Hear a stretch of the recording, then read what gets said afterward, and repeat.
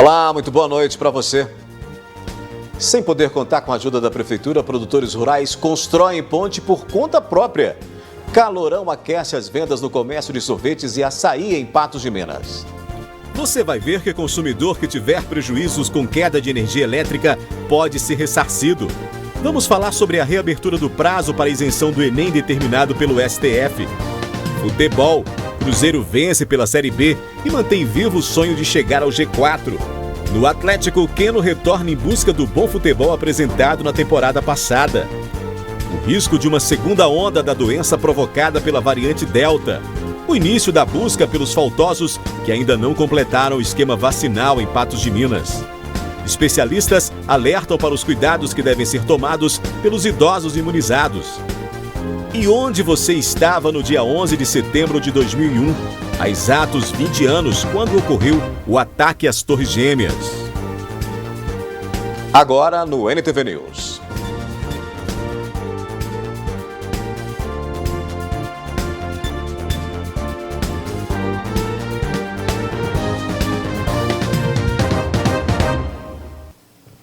Sem poder contar com a ajuda da Prefeitura de Patos de Minas, produtores rurais da região da Mata dos Fernandes tiveram que custear, com recursos próprios, a obra de uma ponte. Com apenas um dia e meio de serviço, o andamento da obra já está na fase final de execução, faltando apenas alguns arremates. O Luiz Alfredo explicou que o acesso é importante para vários moradores da região. O problema dessa ponte aqui é que ela beneficia o Chico Amanso, sujeito de 80 anos de idade, que tem em Patos, né, comprar suas coisas aqui da fazenda, e o pessoal lá de cima do alto do Bebedouro atravessa aqui para ir para Ponte Chique. E aí a ponte acabou, e aí o João Marcos, que é sobrinho dele, falou: não, nós temos que ajeitar aquilo para ele. Tá de idade, tá doente, né, e para ele ter condição de trafegar. E aí eu comprei a madeira aqui tudo, tirei o champrão. E nós estamos aqui, o João Marco contratou o pessoal para fazer a ponte, né? E estamos aqui terminando ela tudo, isso aqui é tudo a nossa custa. Na verdade, a gente dá, ele é que vai pagar, certo? Mas a gente está ajudando, certo? A gente não vai cobrar o serviço da gente. Hoje faltou o chão pronto, tive que trazer na caminhonete, né? E ajudando ele aqui, né? Que precisa, né? O Luiz Alfredo conta que até tentou um apoio da administração municipal para fazer a obra, mas que não obteve qualquer ajuda. E aí o João Marcos falou em resolver arrumar a ponte. E aí contratar o pessoal. Eu falei: não, espera um pouquinho que eu tenho um conhecimento lá na prefeitura, eu vou lá. Às vezes nós colocamos material e a prefeitura faz a mão de obra aqui. E aí eu fui lá, procurei o Geraldinho e conversei com ele. Ele falou: mas como que é a estrada lá? Só vai. Eu falei: não, a estrada lá, a gente usa a estrada. Ele falou: não pode arrumar gaio de estrada. Indignado com a resposta recebida na prefeitura, o produtor reclama que enquanto as estradas rurais em Patos de Minas estão em situação precária, em outros municípios a situação é bem diferente. E eu fico por entender, eu tenho a fazenda lá na Limeira, fui lá domingo, a hora que você sai do Major Porto até a ponte do Rio Ariado, estrada no município de Patos, é uns 2 quilômetros, estrada muito ruim. A hora que eu entrei no município de Lagoa Formosa, parece asfalto. Eu entrei lá de 60, 70 de caminhonete e a previsão dos moradores da Limeira, que eles vão asfaltar de Monjolinha até Limeira e talvez até na ponte do Oriado. Por que eles conseguem, o município da Lagoa, Presidente Olegário, Carmo Paranaíba, produtor, não paga para uma estrada não? Porque eu acho que eles não entendem o pessoal aí de Patos. Porque feijão com arroz não é Deus que coloca na mesa de vocês não. Nós temos a parceria com ele manda chuva e sol. E nós e dá coragem pra gente, porque mexer na lavoura, isso aqui é um risco muito alto. O investimento que eu tenho nas lavouras, hoje eu tô com 19 fazenda arrendada plantando, fica muito caro, certo? Não tem seguro, não tem nada, que é muito difícil, a gente não tem acesso a seguro. Deu uma coisa errada, a gente vai parar lá na Vila Padalaúra e a gente corre um risco muito grande. E a gente não sabe fazer outra coisa e a gente mexe na terra. Então tem que dar valor. Além da ponte que está sendo erguida com recursos próprios, sem qualquer apoio do município, o produtor rural destaca que as manutenções nas estradas não são realizadas há muitos anos. Nunca veio aqui, essa estrada aqui deve ter uns 50 anos que não passou a patrola. E agora nós estamos do outro lado de lá, eu moro de lá no Retiro. Essa semana nós estamos arrumando as estradas lá. Por conta própria. Por conta própria, tá lá, uma beleza esse extrato, porque não tinha condições. O morro lá do outro lado da nossa fazenda lá, no Retiro, não tava ter jeito. O cara foi lá, arrumou num dia. Certo? É rápido. Serviço.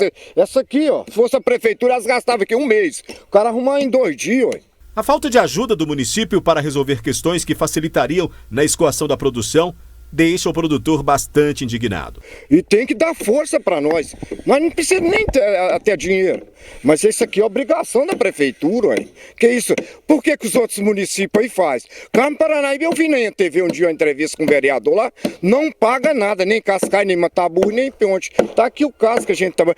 Isso aqui não é para falar não fica muito caro não. Certo? E aqui não vai faltar um cascaio.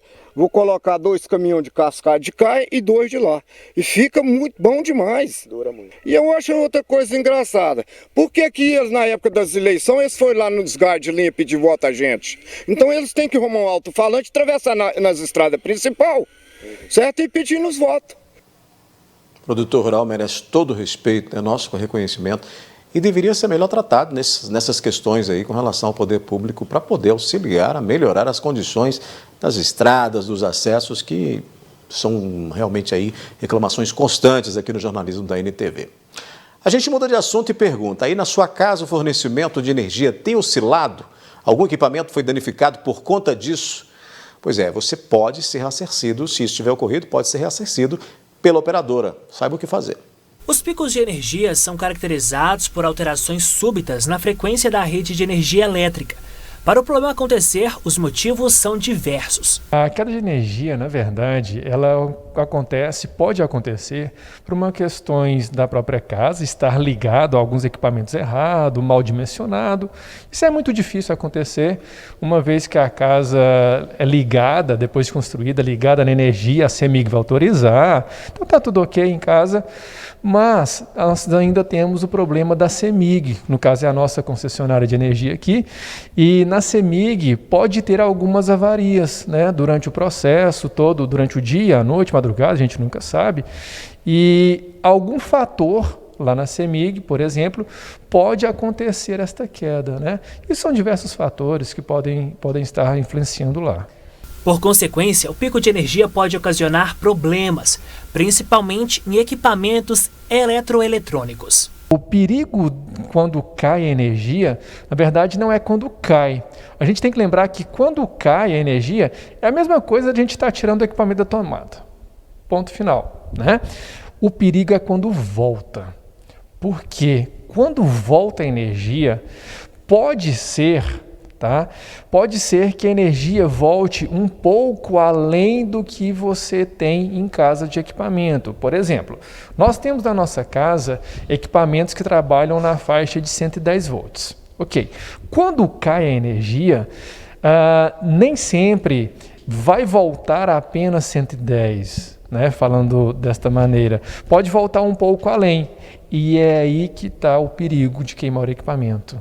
Né? Até a rede se estabilizar, até deixar tudo perfeitinho, como se diz, para a sua casa, pode ser que chegue um pouco mais de tensão ali, onde os nossos equipamentos não conseguem ter essa tensão necessária, ou seja, está vindo além do necessário, aí sim pode acabar queimando.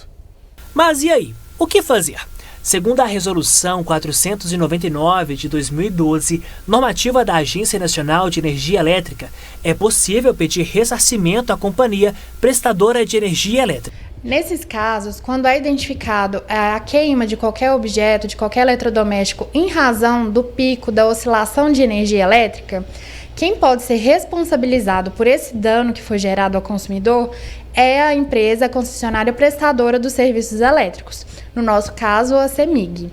Nessa situação, a primeira coisa a ser feita é identificar se realmente o objeto está queimado e, uma vez que ele realmente sofreu esse dano e perdeu totalmente a sua utilidade, a partir dali o consumidor ele tem que entrar em contato com essa agência e, de fato, solicitar a reparação dele ou a troca. A partir desse momento, a concessionária ela vai entrar em contato com o consumidor para poder agendar a vistoria. Nessa vistoria, a empresa concessionária vai identificar se o dano causado realmente foi na falha de prestação de serviço deles. E dentro desse contexto, a concessionária de prestadora de energia elétrica... Ao todo, serão 4 possibilidades para resolver a situação. Ela pode restituir o objeto equivalente, ou ela pode prestar, a indenização através do valor do objeto ou do conserto, ou ela também pode proceder com o conserto daquele eletrodoméstico. Para evitar situações como esta, anote as dicas. Quando a energia da nossa casa cai e fica um tempo suficiente para você ir lá e tirar da tomada, faça isso. Isso é bom, porque a gente vai evitar que quando volte a energia, vai voltar um pouco além e evitar também que queima o seu equipamento eletrônico, né? Então, caiu energia, deu tempo de ir lá tirar aqueles equipamentos mais caros ou principais da casa da tomada, tire, né? Agora, existem algumas precauções que nós podemos ter também. Por exemplo, nós em casa, a gente encontra em várias lojas da cidade aquela régua que tem um fusível, né? Para quem não sabe, aquela régua que tem 4, 6 posições, 5, e numa das pontas da régua tem um LED vermelho, ou às vezes nem tem um LED, às vezes tem só um apagador ali, né, vermelho, enfim, ou às vezes tem uma caixinha do lado de um dos lados ali, que se você abrir essa caixinha, você vai ver um componente eletrônico transparente, com uma borda de metal nas pontas. Aquilo ali é um fusível. Quando você coloca o teu equipamento eletrônico nesta régua que liga na tomada, você está energizando normalmente o seu equipamento eletrônico. Mas quando tem uma tensão, quando chega muita energia, vamos dizer assim, da concessionária, além do permitido, o fusível que está ali, ou a régua também, vai deixar com que a queima do equipamento não aconteça. E aí você vai estar quase que totalmente protegido, né? E um terceiro ponto seria comprar equipamentos, componentes de proteção, né? E isso a gente consegue na internet, é muito fácil. Boas dicas, né? Depois do intervalo aqui no News, nós vamos falar sobre a reabertura do prazo para a isenção do Enem, determinada pelo STF. E Calorão aquece as vendas no comércio de sorvetes e açaí em Patos de Minas. As altas temperaturas têm castigado a região e incomodado muita gente. Mas para alguns comerciantes em Patos de Minas, o calorão é sinônimo de melhora na venda de produtos. O inverno ainda nem acabou e o calor já chegou com tudo em Patos de Minas. Com os termômetros marcando 35 graus e o clima ficando cada vez mais seco, é natural que as pessoas procurem por maneiras de se refrescar. E as alternativas mais populares são os alimentos gelados, como o sorvete e o açaí. A gente opta por uma coisa refrescante. Então, assim, sem sombra de dúvida, a gente procura um sorvete. Nossa, sim, muito mais. Ainda mais eu que trabalho o dia inteiro aqui dentro fechado. Fica muito quente, direto tá dando uma corridinha aqui. O que você gosta mais de tomar, o sorvete ou o açaí? Daqui eu gosto do açaí. Eu gosto muito do açaí. Este pai, por exemplo, aproveitou para refrescar do calor tomando sorvete. E também levou as 2 filhas pequenas. Qual que é o seu sabor favorito? De morango. Chocolate com morango. E os comerciantes foram surpreendidos pelo calor e tiveram que se ajustar para conseguir suprir a demanda dos clientes a tempo. No final de semana o movimento aqui sempre foi muito alto, mas nesse último domingo foi algo extraordinário. Realmente teve uma demanda bem maior. Essa semana, por incrível que pareça, no domingo, né, a gente não estava preparado, o calor veio com tudo e acabou faltando sim mercadoria. Então, com a greve do caminhoneiro essa semana faltou matéria-prima também para a gente estar produzindo, porque a nossa produção é semanal. Então, todos os nossos produtos a gente produz mesmo.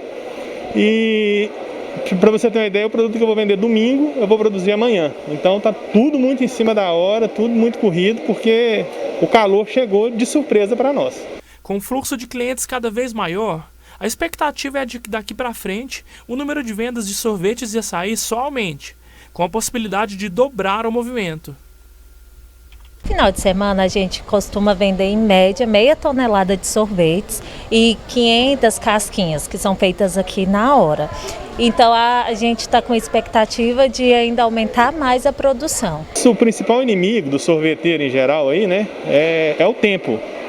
Então, com a chegada do calor, a perspectiva de venda, ela aumenta cerca aí de 70%. Pense bem, né? Normalmente meia tonelada de sorvete. Com esse aumento aí, que praticamente triplica, vai vender muito sorvete.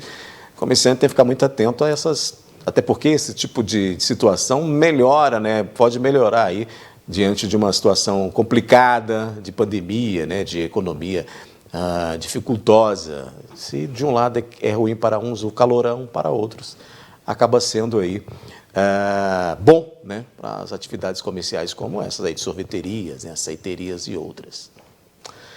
A gente muda de assunto porque o prazo para solicitação de isenção da taxa de inscrição do Enem vai ser reaberto. A medida foi aprovada pelo Supremo Tribunal Federal e o INEP, organizador da prova, disse que vai tomar as medidas necessárias para cumprir a decisão. Mas as datas que os candidatos possam ter a gratuidade ainda não foram divulgadas.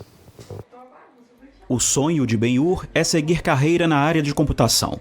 Para isso, dá-lhe treino na redação e nos estudos na frente do computador. A preparação é para prestar o Enem pela segunda vez. O desempenho no ano passado foi atrapalhado pela pandemia. Eu estudava no Senai, então tive um contato com alguns professores meus que me incentivavam a estudo e tudo mais. Eu tive um contato com matemática, com português lá no Senai, mas com a chegada da pandemia tudo foi assim, tão de repente que eu perdi assim, a noção do perigo, mas mesmo assim eu consegui focar bastante. Como vários estudantes da periferia, ele tem que conciliar o estudo com o trabalho. Ele ajuda na loja de cosméticos da mãe e no bazar de um projeto social no Morro das Pedras, na região oeste de Belo Horizonte.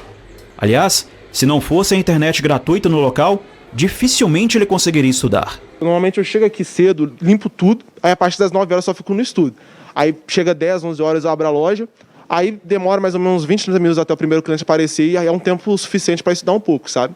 O Enem de 2021 bateu o recorde negativo de inscrições, pouco mais de 3 milhões. No ano passado, foram 6 milhões de inscritos. A Ariene coordena uma rede de cursinhos pré-Enem para negros e camadas populares. Para ela, essa foi a população mais prejudicada nessa edição. O que eu vejo que é de suma importância a isenção do Enem e, de fato, acontecer essa isenção para os nossos educandos. Porque, além disso tudo, a gente passa por questões financeiras, né? O nosso país tem passado por um problema financeiro e isso afeta e vem afetando os nossos educandos. No ano passado, 63% dos inscritos eram negros, pardos, amarelos ou indígenas. Em 2021, esse público caiu para 56%. Por outro lado, os brancos passaram a ter mais representatividade. Saltaram de 34% para 41%. O lado financeiro pesa muito. Neste ano, alunos que tiveram isenção da inscrição e faltaram no ano passado não puderam requerer o benefício novamente neste ano, salvo se conseguissem justificar a ausência com documentos como boletim de ocorrência ou atestado de óbito de parente próximo. Muitos deles ocupam como casa uma sala menor do que essa onde nós estamos. E a família deles é composta de 5, 6, 7 pessoas, sendo avós, pais e irmãos. E o medo de ir fazer a prova, de pegar o Covid, trazer essa doença para casa, fez com que alguns deles não quisessem participar da prova. Mas esse é só um dos fatores. O Supremo Tribunal Federal determinou a reabertura dos pedidos de isenção da taxa sem precisar justificar a ausência. A notícia é comemorada, ainda mais com o agravamento da crise. Um arroz que custava R$ 7, R$ 8, passando a custar R$ 16, para a gente é muita coisa. Então, se eu for pensar em comer e estudar, em alimentar a minha família e estudar, eu vou ter que alimentar a minha família. Realidade de muita gente, né? Daqui a pouco aqui no News a gente vai falar de futebol. No Atlético, o Keno retorna em busca de bom futebol apresentado na temporada passada, né? E o Cruzeiro venceu pela Série B e mantém vivo o sonho de tentar chegar ao G4. O governo de Minas Gerais publicou a nova versão do protocolo que deve ser seguido pelas escolas mineiras para a manutenção de um retorno seguro às atividades presenciais. O documento foi aprovado durante a reunião do Comitê Extraordinário Covid-19, com base no cenário epidemiológico atual. A principal alteração ocorreu em relação ao distanciamento praticado nas unidades escolares, que passou para 0,9 metros. Estudos demonstram que este distanciamento é viável para a proteção coletiva em ambientes escolares, desde que outras estratégias de prevenção também sejam adotadas. No entanto, nos refeitórios, devido à não utilização de máscaras, quando os alunos estão se alimentando, a distância recomendada continua sendo de 1,5 metro. O Comitê Extraordinário Covid-19 considerou também que a situação atual da pandemia permite ampliar a capacidade de lotação dos espaços escolares para 50%. Até o momento, a lotação máxima permitida era de 1/3 em salas de aulas, refeitórios e transportes escolares. Então vamos falar de futebol, né? Mudando de assunto. O Cruzeiro conquistou 3 pontos importantes pelo Campeonato Brasileiro da Série B na manhã deste sábado. Na Arena do Jacaré, a Raposa venceu a Ponte Preta por 1-0 em partida válida pela 23ª rodada da competição. O técnico Vanderlei Luxemburgo segue firme na difícil missão de chegar ao G4. O treinador celeste destacou que a presença do torcedor foi fundamental para que o time conseguisse o objetivo principal, conquistar os 3 pontos na rodada. A proposta era que nós jogássemos com o torcedor, né? Só que é um jogo de manhã, quente demais, né? Até o torcedor sente um pouquinho, né? Mas a vitória foi fundamental. A segunda divisão, ela não tem um jogo bonito. Ninguém vai conseguir ver um jogo bonito, né? De boa técnica. É um jogo complicado, é um jogo que você vai decidir numa bola, num lance, numa bola parada. E a gente está indo jogo a jogo, né? A escolha daqui, ela foi feita antes, se mandamos para cá uma empresa para cuidar do gramado. É que vocês não viram o gramado antes e depois. Então o gramado melhorou 70% daquilo que quando a empresa veio para cá. Como nós vamos jogar o próximo jogo aqui, a empresa vai continuar. E aqui é um campo apertado, se abrir mais ainda para mais torcedores é melhor, porque o calor do torcedor, o centroavante da equipe, que é o torcedor que eu falo, é muito importante, né? Bruno José, autor do gol que deu a vitória ao Cruzeiro, comemorou o poder marcar diante do torcedor. A gente tem que continuar somando, né? Independente de qual time a gente vai enfrentar, a gente tem que lutar jogo a jogo, buscar ponto a ponto. E assim a gente vai crescendo na tabela. O apoio da torcida é fundamental em todos os nossos jogos, né? A gente estava com saudade, até estava brincando ali no banco, que diferença faz a torcida. E espero que a gente possa seguir assim, né, crescendo juntos. O Cruzeiro vai brigar, vai disputar para vencer sempre, né? Então, entrar focado, temos treinamento agora de recuperação e ajustar o time, sempre tem que ajustar um pouco mais, né? Mas buscar entrar focado, com o mesmo espírito, com a mesma garra e para conseguir um bom resultado quinta-feira. Apesar da melhora, mas com as dificuldades apresentadas pela equipe, Luxemburgo diz que o time pode evoluir ainda mais e buscar a zona de classificação. Tem espaço para evoluir. Eu cobrei isso agora no término do jogo. Nós ganhamos o jogo, mas perdemos algumas divididas, que a segunda divisão é um jogo mais bruto, sem violência, mas é um jogo mais bruto. Tem que dividir mais, chegar primeiro, chegar com gancho, com pé de gancho mesmo, pé firme. E a hora que der para jogar bola, joga bola, né? Nós temos espaço para crescer. A nossa pontuação, desde a minha chegada, é muito boa, mas nós temos um prejuízo para trás. Nós temos que recuperar esse prejuízo, né? Que temos para trás para a gente poder fazer um percentual maior nos jogos que nós vamos ter pela frente, né? Então a gente vai passo a passo. As pessoas estão um pouco céticas, né, com respeito ao Cruzeiro, não tem possibilidade, está fora, né? E a gente é meio que devagarinho, né? Jogo a jogo. Nós temos matematicamente toda a condição de poder chegar. Alguns adversários estão com vantagem sobre nós. Se eles fizerem a pontuação necessária para atingir a primeira divisão e a gente não conseguir chegar próximo, é porque alguma coisa ficou faltando. Então tem que dar os parabéns, mas nós temos que acreditar que nós temos condição de poder chegar. Mesmo com autorização para ter de volta o público em BH, o treinador disse que pode sim continuar mandando jogos em Sete Lagoas. Olha, eu gostei, né? Agora nós vamos ter tempo de poder recuperar o gramado. E vai ser uma conversa que eu vou ter com o presidente. Eles liberaram o Mineirão agora para a gente poder jogar lá, né? E de repente aqui pode ser a nossa casa, em vez de ser no Mineirão, pode ser a nossa casa aqui, porque até os 6-1 contra o Atlético, que o Cruzeiro não caiu, foi aqui. Então, de repente, eles vão liberar e a gente não precisa ir para lá se melhorar o gramado aqui. É uma discussão que tem que existir, as pessoas entenderem que nós não somos idiotas, né? Então tem que ser uma coisa meia bem pensada nisso aí. O Cruzeiro volta a jogar na quinta-feira em duelo contra o Operário, às 19 horas, também na Arena do Jacaré.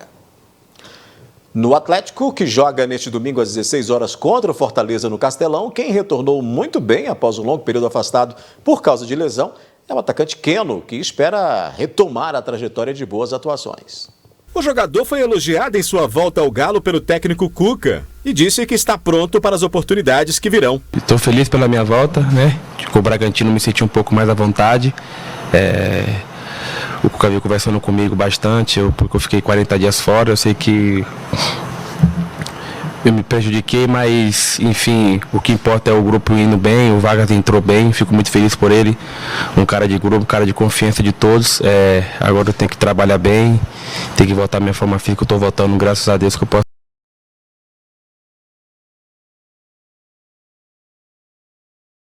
Em busca da forma física ideal, o atacante disse que manteve os treinamentos em vez de aproveitar uma folga de 3 dias concedida a grande parte do elenco na semana passada. Eu continuo trabalhando, cara. Eu sei que eu não posso colocar a desculpa na lesão. Eu sei que ficar 40 dias sem jogar e você voltar, nossos companheiros já estão muito à frente de você. Você tem que ter uma preparação diferente. Então, eu sou um cara que eu me cobro muito. Não preciso estar falando isso pra ninguém, que eu sei que eu me conheço. Eu sei que eu tenho que voltar o máximo possível a recuperar minha forma física. Eu tô voltando já, graças a Deus. Meu futebol, a gente sabe que oscila, a gente sabe que o jogador não fica 100%, não joga 100% o ano inteiro, né? Sempre tem aquela recaída, mas a gente sabe que a gente tem que trabalhar forte para voltar àquela confiança do ano passado. E eu tive contra o Bragantino, me senti muito mais à vontade, né?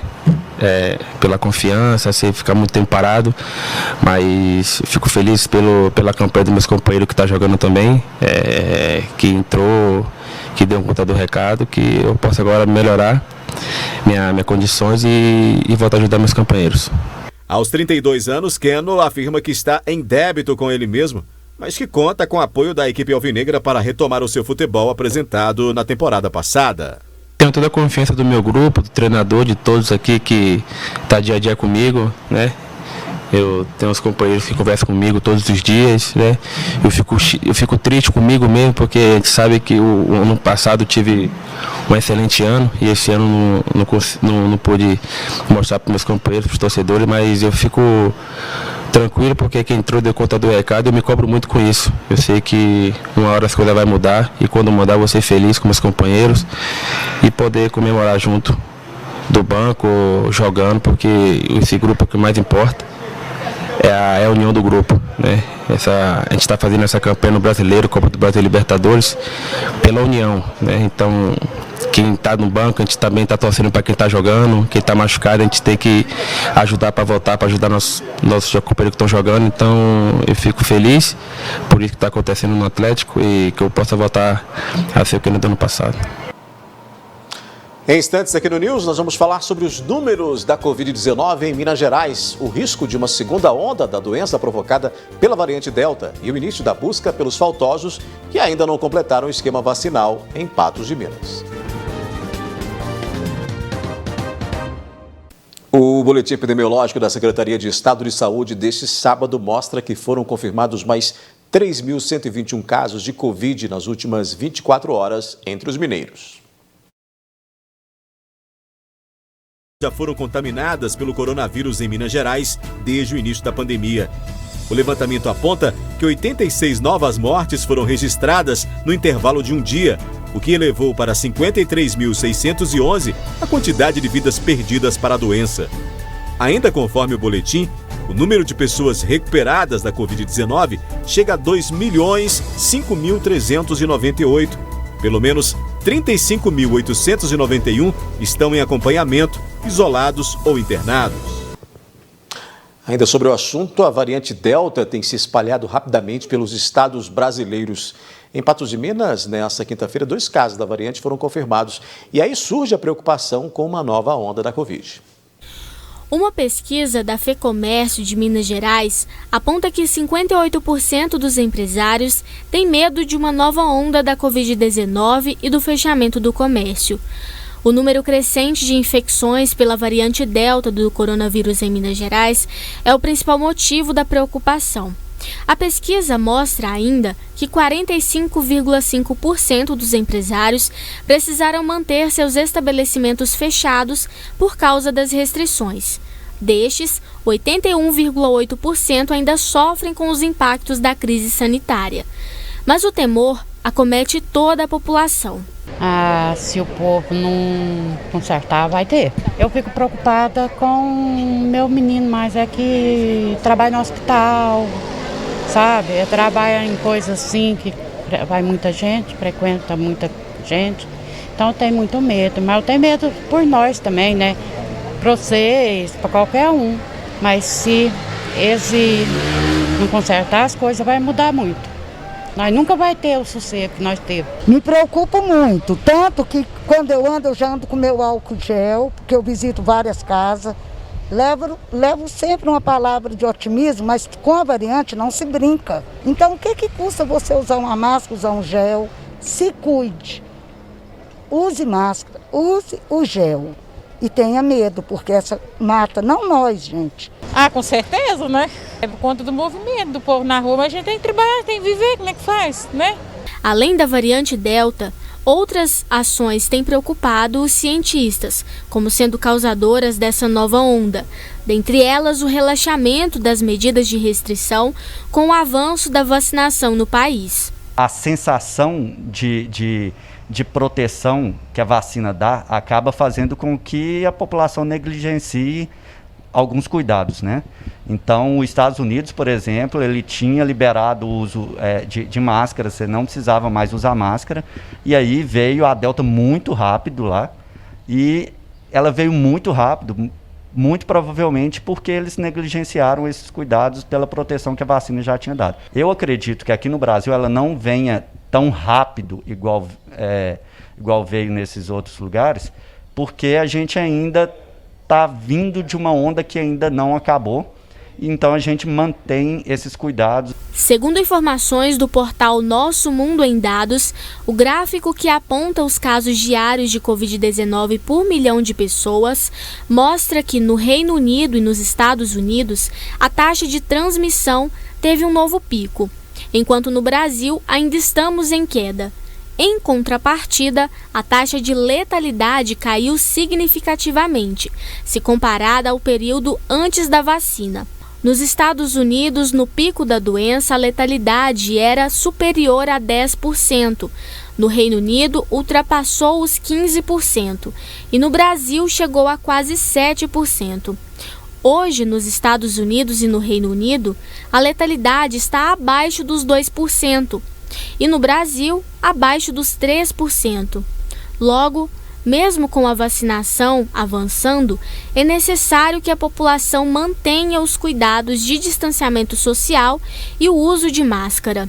A gente vai ter mais pessoas sendo infectadas, só que a mortalidade dessas pessoas infectadas ela não vai ser tão impactada. É claro que o número de mortes vai aumentar, porque você tem mais pessoas infectadas. E como a gente sabe, a vacina ela te protege, mas ela não é 100%. Então, algumas pessoas ainda vão morrer mesmo estando vacinadas, mas só que em uma proporção muito menor do que iriam morrer caso não estivesse vacinado. Neste sábado, a imunização contra a Covid-19 em Patos de Minas foi voltada aos públicos que ainda não completaram o esquema vacinal. Com pouca movimentação no ginásio do Unipam, a etapa da vacinação contemplou pessoas que já haviam sido imunizadas com a primeira dose contra a Covid-19 no dia 20 de junho, mas que faltaram na aplicação da segunda dose. Hoje é a segunda dose da Pfizer, da vacina Pfizer, mas hoje está sendo assim mais tranquilo. A população, hoje nós tivemos em cerca de 294 doses até o momento e por enquanto está sendo assim bem tranquilo. deu um pouco assim de movimento foi na parte da manhã, onde os faltosos assim, de idade mais avançada, eles vêm mais do que os mais novos. Então hoje está sendo assim mais tranquilo na parte da tarde. E não faltou emoção para quem perdeu a chance e finalmente concluiu o esquema vacinal contra o novo coronavírus. Agora dá, graças a Deus, né? A gente tem que, como diz o outro, torcer para não pegar, né? Porque eu já peguei 2 vezes. 2 vezes eu já peguei Covid, mas graças a Deus foi tranquilo e, como diz o outro, não teve nada grave, né? Eu tenho só que agradecer a Deus mesmo. É incrível, né? Porque a primeira dose já deu uma segurança muito grande, mas a gente fica com medo ainda, né? Com medo. Agora, na segunda dose, a gente fica com a segurança praticamente total, tá fazendo a prevenção ainda, né? Mas a segurança não tem nem que ver, a gente fica até emocionado pela segunda dose, né? A gente fica muito grato e muito seguro. Se Deus quiser, realizei meu sonho. Mais de 154 mil patenses foram vacinados até o momento, dos quais 112.277 pessoas receberam a primeira dose, e outras 56.807 foram completamente imunizadas. Nessa etapa, cerca de 300 pessoas foram vacinadas com a segunda dose do imunizante contra a Covid-19, e a expectativa para os próximos dias é que a vacinação dos adultos, pelo menos com a primeira dose, seja finalizada. Depois do intervalo aqui no News, especialistas alertam para os cuidados que devem ser tomados pelos idosos que já foram imunizados e estão aí retomando a vida normal. E onde você estava no dia 11 de setembro de 2001, quando ocorreram os ataques às Torres Gêmeas? Com a vacinação contra a Covid-19, muitos idosos já começam a retomar a prática de algumas atividades. Porém, especialistas alertam que ainda é preciso manter alguns cuidados. Todos já devem saber que os cuidados para manter longe o coronavírus permanecem.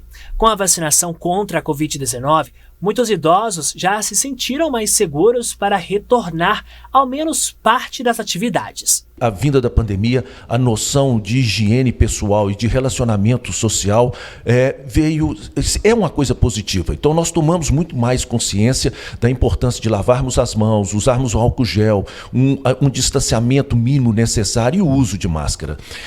É muito difícil nesse momento nós dizermos que voltaremos ao normal, até onde aquilo que nós vivíamos antes será igual.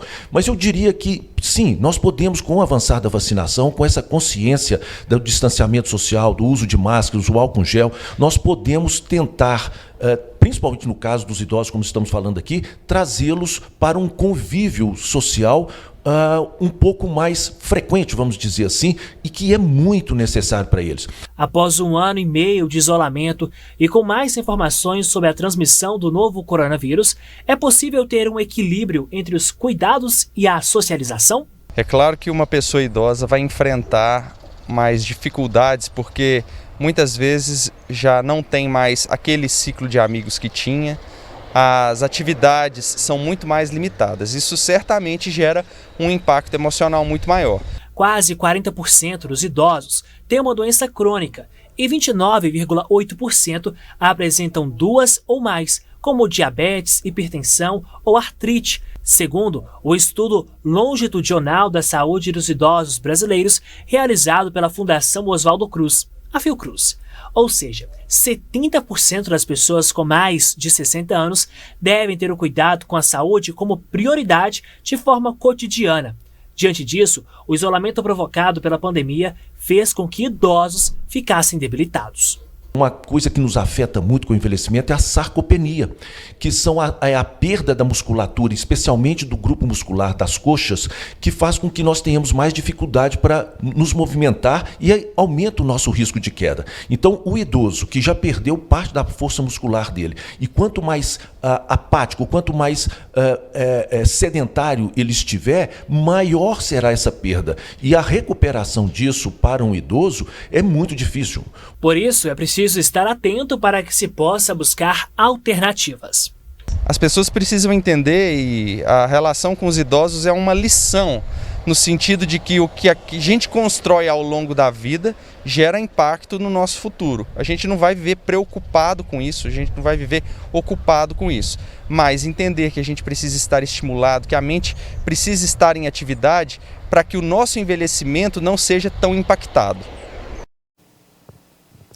Com relação a essa questão de estar imunizado ou não, na material anterior que a gente mostrou aqui, o pesquisador da Fiocruz, né, o Gabriel Fernandes, ele fala justamente dessa questão. Mesmo você com 2 vacinas, mesmo você estando vacinado, né, por 2 vezes, aí, imunizado completamente, há um risco ainda, então as pessoas precisam se cuidar, né, mesmo estando imunizadas, porque nós não temos aí uma formação aí, geral de pessoas imunizadas, ainda não temos, né, nós temos aí até dados dessa semana, né, nós tínhamos aí no Brasil, pessoas completamente vacinadas, em torno de 39% completamente vacinadas. Com a primeira dose é bem maior. Passos de Minas, por exemplo, primeira dose aí, o público adulto chega a praticamente ou mais de 90%, primeira dose. Daí essa busca inclusive hoje, né, teve início essa busca por aqueles que são faltosos, chamados faltosos, tomaram a primeira dose, mas não voltaram, né, perderam datas. Por isso que precisa justamente dessa questão, né, de estar aí chamando essas pessoas para que elas sejam imunizadas, para que elas tenham aí a segunda dose e tenham um reforço maior. O cientista diz, não garante completamente, mas diminui aí a quantidade de pessoas que possam aí morrer, que possam aí perder a vida em decorrência da Covid-19. A gente mostrou que teve início aí essa busca por aqueles que não se vacinaram com as 2 doses e perderam, né, esses prazos, mas que podem continuar, né, buscando aí a vacinação, que tem essa possibilidade, não é porque não esteve lá na data em que estava determinada para tomar a segunda dose daquela vacina, daquele imunizante, que a pessoa não pode mais se vacinar. Pelo contrário, pode sim se vacinar.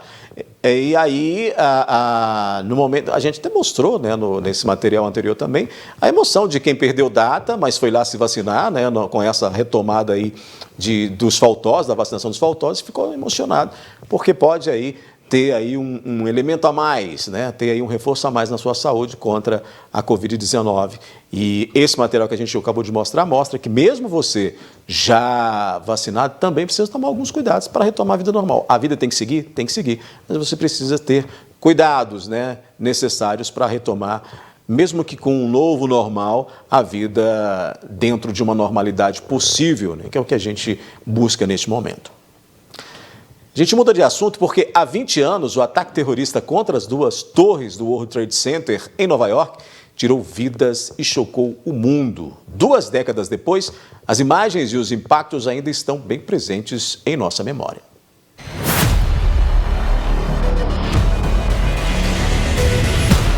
O trágico atentado que fez com que os olhos do mundo inteiro se voltassem para Nova York completou hoje 20 anos.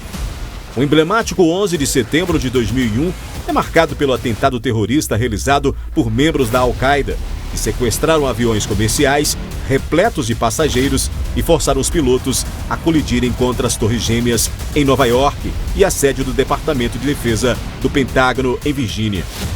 Um 4º avião, que provavelmente mirava o Capitólio em Washington, também caiu em um campo na Pensilvânia. O ataque suicida foi um dos acontecimentos mais marcantes do século XXI. Onde você estava quando soube do atentado?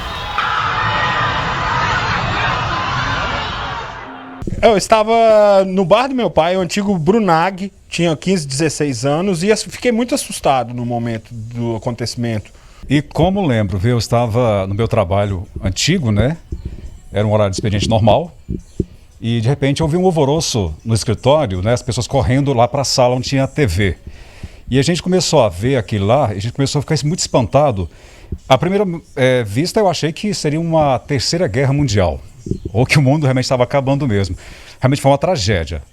Eu fiquei muito assustado com o episódio. As imagens chocantes da primeira torre sendo atingida foram registradas por um cinegrafista amador. Mas logo em seguida, com a gigantesca cobertura jornalística que repercutia sobre o atentado, o mundo inteiro pôde acompanhar ao vivo quando a 2ª torre do World Trade Center foi atingida por outro avião e após incendiarem, todos assistiram os prédios desabando em cerca de 10 segundos cada. Mais de 3.000 pessoas morreram durante o atentado e a guerra dos Estados Unidos contra o Afeganistão, que resultaria em ainda mais baixas, teve início a partir daquele momento. Todos tiveram o mesmo pressentimento que seria uma guerra, uma terceira guerra mundial se iniciando também. Um ato de atrocidade, várias pessoas morreram inocentemente, né? A gente fica para entender como que o ser humano chega a uma capacidade desta. Bom, como toda criança daquela época, eu provavelmente iria assistir desenho animado na televisão, mas ao invés de me deparar com os desenhos, eu me deparei com a programação interrompida, né? E para todo lado, todos os canais, que você mudava de canal, trocava de canal e só tinha uma torre gêmea que havia sido atingida por um avião. E comecei a assistir aquilo e de repente outra torre foi atingida. E aí foi uma coisa muito marcante, aquilo ficou por anos na minha cabeça. A partir daquilo eu comecei, ainda criança, a acompanhar coisas sobre atentados terroristas, comecei a me interessar por política internacional, mas sem dúvida foi a maior tragédia que eu presenciei na minha vida, ou pelo menos a mais impactante. A fragilidade dos Estados Unidos, considerada até então como a maior potência do mundo, colocou em xeque os rumos do que iria acontecer a partir de então, e o cenário político internacional foi transformado para sempre. E, infelizmente, 2 décadas após o acontecimento, os países do Oriente Médio, incluindo o próprio Afeganistão, cerne do atentado, ainda sofrem com as mazelas do fanatismo e do fundamentalismo religioso.